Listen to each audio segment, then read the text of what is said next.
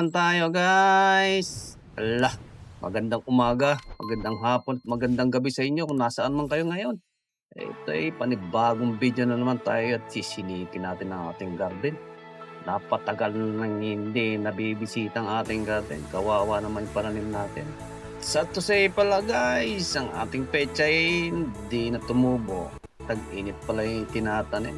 So, kamatis tsaka talong lang tumubo natin. Pero yung isang kamatis na inilipat natin, may bunga na. Good news yun. Wala, ito ititignan natin ang garden natin. Let's go. Punta na. So ito na nga guys, ito ay papasok na tayo sa ating mini garden. Lilinisan natin. Gawa ng panayong ulan dito. Mag-iisang linggo na yata ang ulan. Pabor naman yun sa mga pananim natin at nadidiligan. Pero yung pechay talaga, wala talaga. Hindi talaga tag-init talaga yan. Yan pala yung nila, sinearch sa Google yung pala kailangan tag-init. So nakikita nyo naglilinis ako dito sa labas muna. Daming and then binuksan ko muna ang aking automatic na gate. Ayan, nakikita nyo naman. Napakaganda ng aking gate. Ayan. Nakikita nyo. Ayan, nakita sa video. Daming iba-ibang tanim yan. Kasi, ayan, may nakikita nyo. May saluyot dyan. Ayan. Ay, sa gilid ko, ayan nga pala yung ang kamatis kong tinanim. Kung nakikita nyo, ayan na may bunga. Ayan, 3. Ayan, ibig sabihin I love you daw. Ay, I love you daw. Ay, tinali ko pala yan kasi tumutumba naman. Sayang pag naputol. Ayan, nakita nyo, 3 pa lang yung bunga. Sabi ko nga huwag nilang gagalawin. Dahil at ako yung unang pipitas dyan sa bunga ng kamatis na yan. So, ayun nga kung nakikita nyo. Ito yung mga bulaklak na rin yan. Dito nga unti-unti ko nalilinisan. Ito nga pala saluyot. Di natin to tatanggalin dahil pwede yan sa mga panggata-gata, sa mga sinabawan. Yan, tinatawag nilang lapwa. Yan, pwede yan. Maraming saluyot dito. Ay, naku na, may inubo pa. Sinsa na. Excuse me po. Ay, inubo pa. Nakakita nyo yung daming mga maliliit na parang pagkakamalan mong mga gulay, hindi naman gulay, may mga wild na mga kung nakikita nyo yan ang aking talong. Ayan, sabi daw pwede pa himay-himayin niya itanim na isa-isa. Kaso lang baka tag-ulan, baka matigok naman. Kaya hindi ko na sispad-sipadin, hayaan ko na lang ng ganyan. Lalaki pa naman So yung ginagawa ko din natanggal ko yung mga tabi-tabi niya. Baka para mas maganda yung tubo at lumaki ng maayos. Ayan. Kita yung padaming dahon ng kawayan. Napakaraming kawayan dito. Nga guys, bibilisan ko ang paglinis. Baka abutan naman tayo ng ulan dito Puro tayo dal-dal Dumidilim pa naman ng kalangitan ngayon. Baka paksakan na naman tayo ng ulan. Ay siya, tingnan nyo kung paano mabilis maglinis dito. Sige, let's go. Pass forward na natin. Eto na, pasok.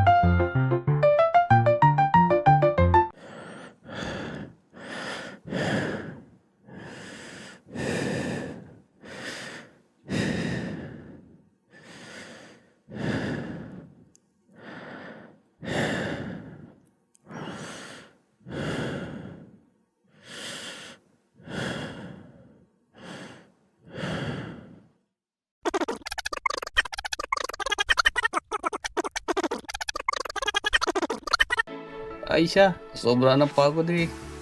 Hiningal na. Naging alien pa yung boses. Ano ba naman dyan? Grabe namang hingal yun. Eh, nasobrahan sa bilis eh. Pinorward ng pinorward eh. So ayan nga yung nakakita nyo. Naglilinis pa rin ako. Eh, sayang naman itong mga pananim natin. Hindi natin yung paglilinisan. Eh, balang araw pakikinabangan natin to. Eh, kahit na matag-ulan-ulan eh, sige lang ah. Mas maganda to. Pag lumaki na eh, fresh ang gulay natin. Diba?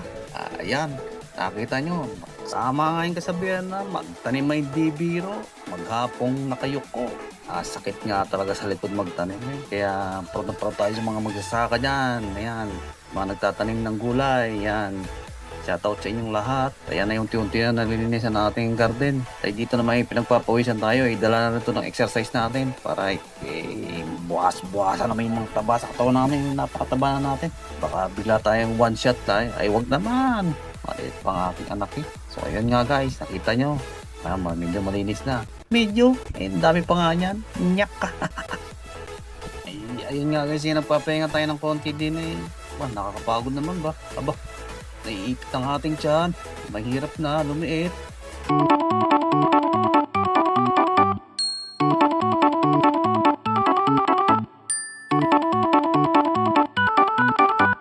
Siya, time out muna tayo. May mga bata doon. Bibili ng yelo. Kailangan natin mag-sideline. Kailangan nyo. Sa buhay na natin ngayon ay napakahirap. Kailangan natin gumawa rin ng paraan. Ilalak mo ng aking munting gate na automatic na to. At bababa muna tayo. Ayan, naghihintay yung dalawa. Kaapuan na yan. Kaapuan naman. Lolo ka na pala eh.